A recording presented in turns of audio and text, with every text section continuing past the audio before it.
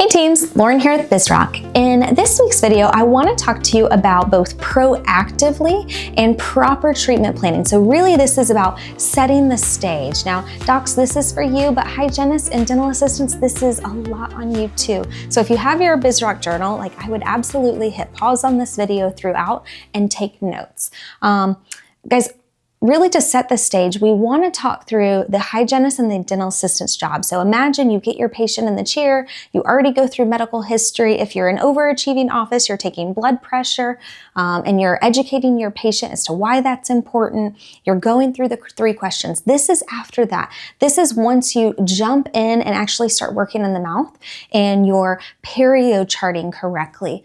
You're doing proper x-rays, proper imaging, but then you're also updating their chart. Now, whether it's a new patient and you're doing a chart, as their very first appointment with you, or this is a recall patient and you're charting existing things that are going on or making important updates. Oftentimes we see younger adults coming in and not updating their primary and secondary teeth. Guys, those are simple things that should always be done for every single patient. But maybe a patient, it's been a while since they've been in and, maybe they moved away, went to another dental office and maybe they had some work done, but they came back to you guys, right? Like charting those existing things are so important. And I want to spend a little bit of time with you guys about limited versus comprehensive, because this is where we see oftentimes a practice will start to get in trouble. So you have a patient who comes in for a limited exam, meaning we have a short period of time that we get to serve them. It's usually problem focused, and there's one quad of dentistry that we are currently focused on for that patient. Now, if you're taking a couple of PAs, it's really important that you just focus on that quad. But as a doctor, you should be doing a quick glance at the whole mouth so that you can tell the patient, look, we just did a limited exam today. I brought you in to just focus on one quadrant of your mouth. You actually have 4. We really need to get you in for what we call a comprehensive exam. In our comprehensive exam, we go over this, and this, right? Every practice is different in what they cover, but you want to set the tone early on for the difference between a limited exam and a comprehensive exam. We want to make sure that we don't try delivering a comprehensive exam during a limited exam. This is where I see oftentimes doctors, and I know you all have big hearts and you're trying to over deliver to your patient, but to do a phenomenal job of a full comp exam in a 30-minute or 45-minute limited time frame, that's not the best thing for your patient, but it also doesn't allow you to wow your patient with the type of experience that I know your practice provides, okay? So making sure that if they come in for a limited, we're just focused on the area of concern that the patient called about, okay? Tell the patient, I need you to come back in and see me for a full comprehensive exam. I'm a little worried that there's some other things going on, okay? The other thing too that we see is in a limited exam, docs love to do a couple of bite wings or PAs and a pan.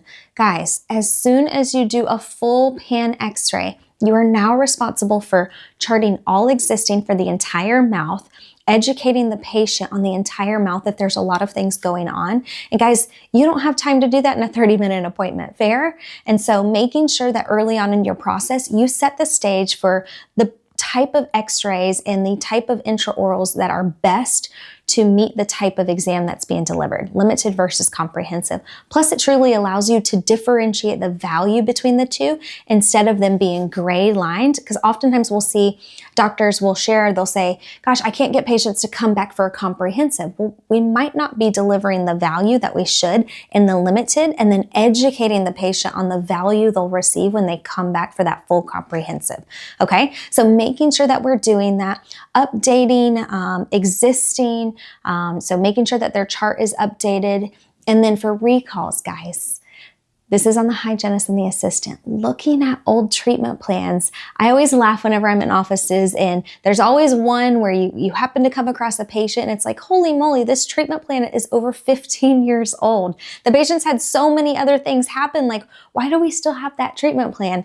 And docs, I'm going to pick on you on this one with love and respect, so hear me out. Usually my doctors will say, well, I want to know what I originally treatment planned to them, a decade or 2 decades ago. And docs, we love you so much, but why are you doing that? There's a few things that I want you to know. Whenever you keep old treatment plans that are unaccepted, are never going to be accepted because their mouth has changed, their oral health has changed. Maybe they move forward with treatment plan B, but you still have A in their chart. Guys, it dilutes your case acceptance numbers, okay? So if you're presenting, let's say you present two different options to a patient, one is a $10,000 option, one's a $5,000 option.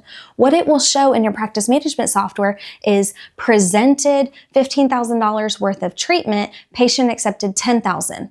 Well, that's actually not totally true. They're two totally different options. Patient was presented 10, accepted 10. Patient was presented 5, didn't accept 5, but we never archived it, so it looks like they only accepted 10,000 of the 15,000. Does that make sense? So from a case acceptance standpoint, you want to make sure that you have good, clean data. And so oftentimes whenever we start working with practices, we start tracking case acceptance rate both from a numerical standpoint, meaning number of cases presented and accepted, but also from a dollar amount. How much in dollars have we presented and accepted? And I would say probably 80% of the time, the dollar amount is really, really low. I'm talking in the 20s to 40%, and the doctors start freaking out, and I'll start asking a few more questions. And I'm like, hey doc, do you archive old treatment plans? And they're like, well, no. And I'm like, okay.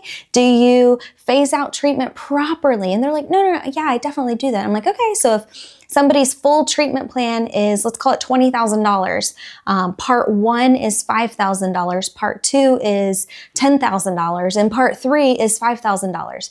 Do you truly phase it out properly where it's like presented 5, accepted 5?